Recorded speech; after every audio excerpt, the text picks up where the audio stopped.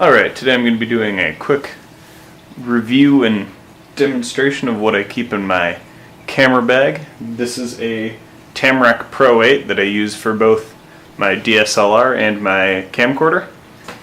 It's a really good large bag if you have a lot of photography gear. It has loops down here for a tripod, which the camcorder is obviously on right now. It has optional straps that are an X shape so that you can wear it kind of like a backpack, which is kind of nice. On the end here, it has a pocket that I keep the chargers for both of my cameras in. I keep the manual in the back here, which also is a sleeve.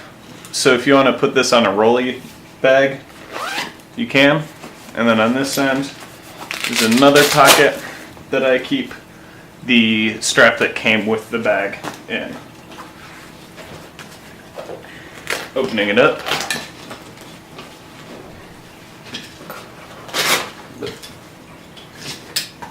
There's 4 slide release buckles, Velcro, and there's also a zipper around the edge to open up the main compartment. Up on the top here, there's 2 vinyl zippered pockets. In one I have my remote shutter release for my SLR and my strap for my SLR, which I normally don't have on it. On the other side, I just have all of those cables that I don't normally use for hooking up my SLR and my camcorder to TV and what have you.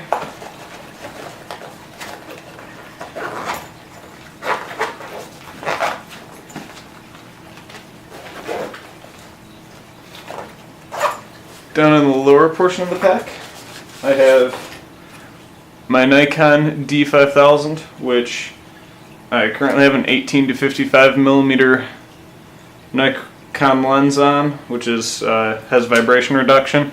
It's not like the most incredible camera. It has a screen that you can flip, which I think is pretty neat. And you can take video on this, which is a pretty interesting feature. Moving on, I have a light that I have for my camcorder. It's a Sima brand LED light that just mounts on top with a shoe mount. And this is actually a pretty good deal. I think it was $30 on B&H, which is a pretty good deal for an on-camera light. I also have the charger for the light and the mount, so you can put this on the bottom of the camcorder. This screw goes into the bottom of the camcorder, and then put the light off to the side of the camcorder if you want. And then I have another lens for my DSLR, which is a 55 to 200 millimeter Nikon lens, and it has a tulip lens hood, which keeps you from getting lens flare. So this doesn't have vibration reduction, but it's a nice little bit longer range lens for what I do. And then got some Velcro little straps that I use to keep cables and things out of the way. These are really handy. In the front of the bag,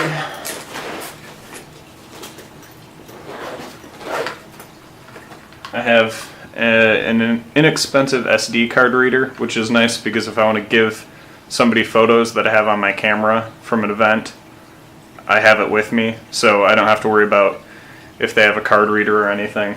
So I can just plug it in and transfer the files. I have some discs for the software that comes with the cameras that I don't use. Got a spare battery for the camcorder, spare battery for the SLR, remote for the camcorder, a lens pen which has a brush on one end, and then a little thing on the other end for cleaning off lenses so you can keep them clean. And then there's a clear vinyl pocket right here on the flap for this front pocket that I keep a rather inexpensive set of filters for my DSLR in. Right now I have the